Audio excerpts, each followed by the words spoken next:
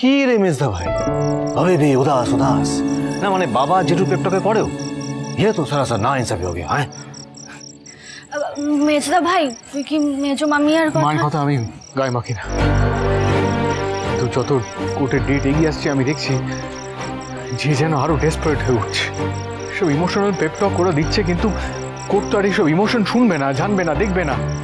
মোমোকে বুঝতে হবে ওর বাবা যে চৌধুরী আসলে কিরকম মানুষ। আজকে যে চৌধুরী নিজের বোন, আজকে ঝিল্লি একজন বাইরের মানুষ হয়ে সেও বুঝতে পারছে, অথচ মোমো বুঝছে না।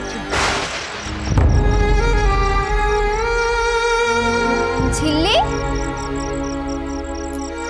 এই তো কি ব্যাপারটা কি? হ্যাঁ তোমার কোথায় ছিল বলো, তখন থেকে আমি একটু চেঞ্জ করে আসছি।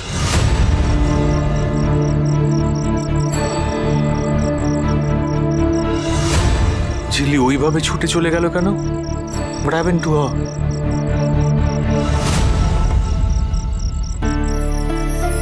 जा मिर्जा भाई जा, जी ले अपनी जिंदगी। মানে হোয়াট মানে কি? হ্যাঁ তুই একটা গিয়ে থ্যাংক ইউ বলবি না? সত্যি মেজদা ভাই আমাদের সামনে তো এত প্রশংসা করলি রে। হ্যাঁ আর ঝিল্লি সামনে এলেই বকুনি আর কানমোলা আর বকুনি। কেন? দেখ আমার এখন এসব ভালো লাগছে, প্লিজ প্লিজ অন্তত জেদ রাগকে সরিয়ে একটা দিন এই বলছি একটা ফুল দিবি? আমি নিয়ে আসছি। মানে বল কি বল, গোলাপ, সূর্যমুখী বল। দোকান তো বন্ধ। তোকে বলেছি না সবসময় মুখ খুলবি না তুই। বাগানে দুটো ফুল ফুটেছে, আমি যাবো পুটুস করে তুলে টুকুস করে হাতে ধরে দেবো, বুঝতে পেরেছিস? হ্যাঁ গুড। হ্যাঁ প্লিজ দাঁড়া, বন্ধ করে সব, আমার ভালো লাগছে, প্লিজ তোরা কি শুয়ে পড়। যাচ্ছে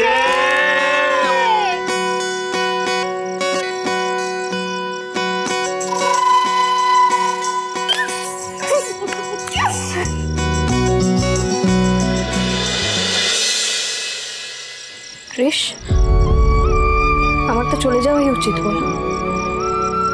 আমি তো বাইরের মেয়ে,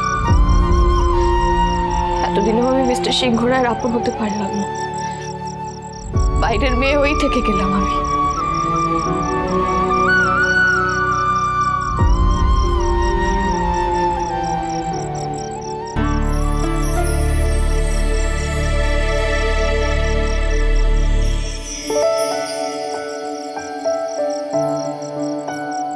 থ্যাংক ইউ বলবো শুনি আবার প্রাণনাথ করে উত্তেজনা না শুরু করে দেয়। আজকাল যা শুরু করেছে।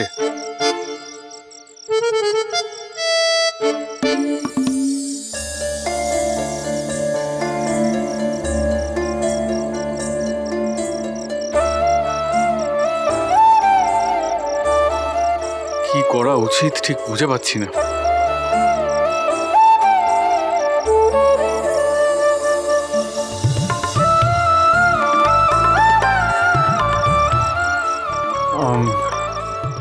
শোনো, হ্যাঁ আপনি কাজ করুন, আমি বেরিয়ে যাচ্ছি, এমনিও রান্নাঘরে কাজ আছে। আরে কথা বলছি তো, যত সব অপ্রয়োজনীয় কথা।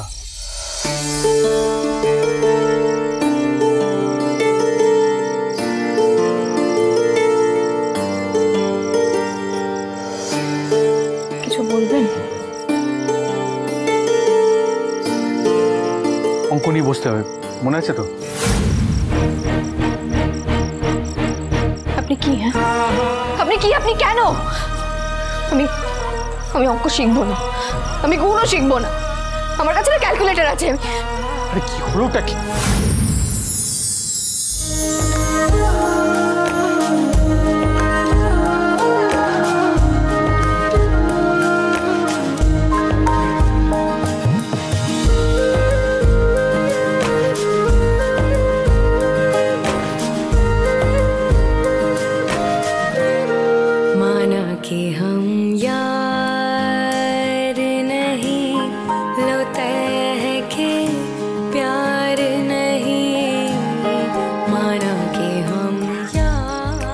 মোমোকে তুমি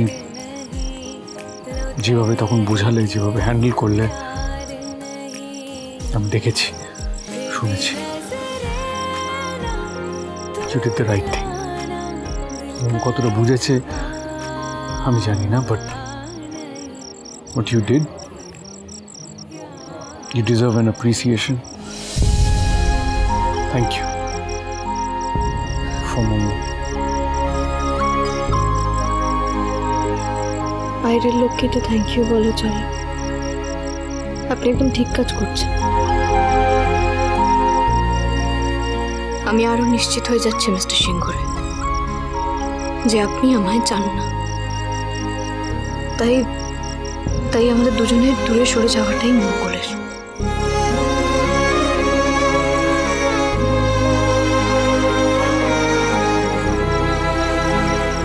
কি হলো?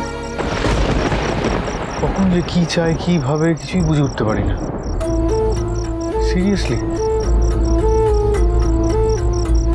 আমার কি থ্যাংক ইউ বলাটা উচিত ছিল না?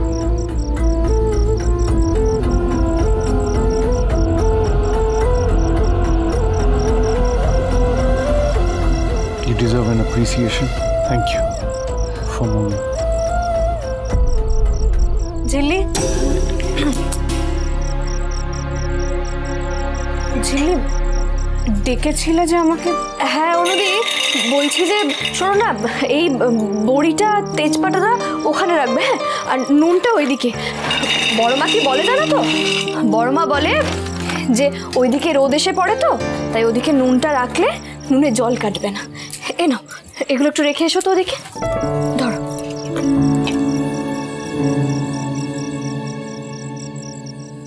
আমায় খুব যত্ন করে বড়মা নিজে এগুলো শিখিয়েছিল।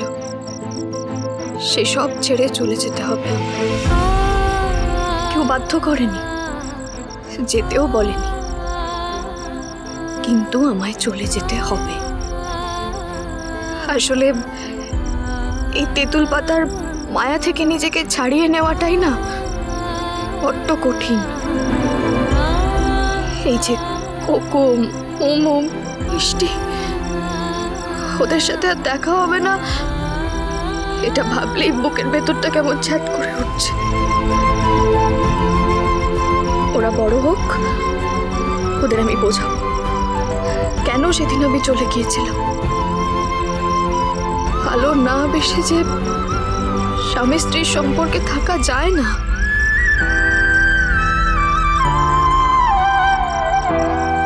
ঝিল্লি, হ্যাঁ অনুদি, বলছি যে শোনো না, এই নুনের কৌটোটা ওদিকে রেখে এসো তো একটু। ঝিল্লি, তুমি এইভাবে কেন কথা বলছো গো আমাকে? যেন তুমি কোথাও চলে যাচ্ছ। এই ঝিল্লি, তুমি কোথাও চলে যাচ্ছ না তো? এই যে বলো না তুমি অনুদি, ধুর যত সব ভুলভাল, তোমার এত বেশি চিন্তা করো না। চলে যাবো কেন? আমি আসলে সবটা তোমাকে বুঝিয়ে দিচ্ছি যাতে তুমি সবার কাছে বকা না খাও। যাও, রেখে এসো। আচ্ছা।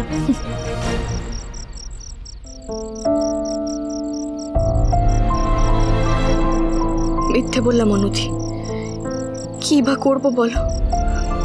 যত দিন যাচ্ছে দূরে সরে যাওয়াটাই দরকার বলে বুঝতে পারছি। বাড়ির সবাইকে তো একেবারে জাদু করে রেখেছো। কি ব্যাপার?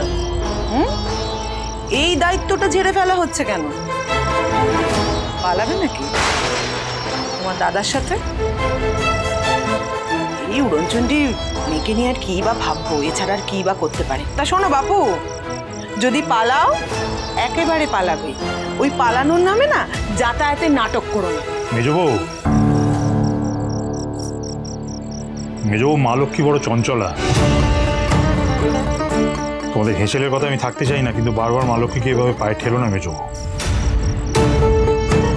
আর ঝিল্লি মা আছে বলেই ঋষি এই লড়াইটা লড়তে পারছে। তুমি তো ঋষির মা, তুমি নিশ্চয়ই বোঝো। দেখ ঝিল্লি মা, তো বড় মার পায়ের ব্যথাটা খুব বেড়েছে বুঝলি। এই হট ব্যাগটা গরম জল ভরে দিয়ে তোমার। হ্যাঁ জেঠু।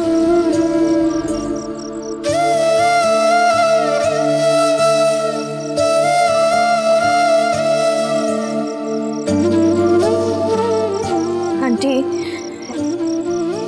দাদার সাথে পালানোর বা ওকে রেয়াত করার কোনো প্রশ্নই উঠছে না। সুজনে সুজনে রয়েছে যেন তেঁতুল পাতা।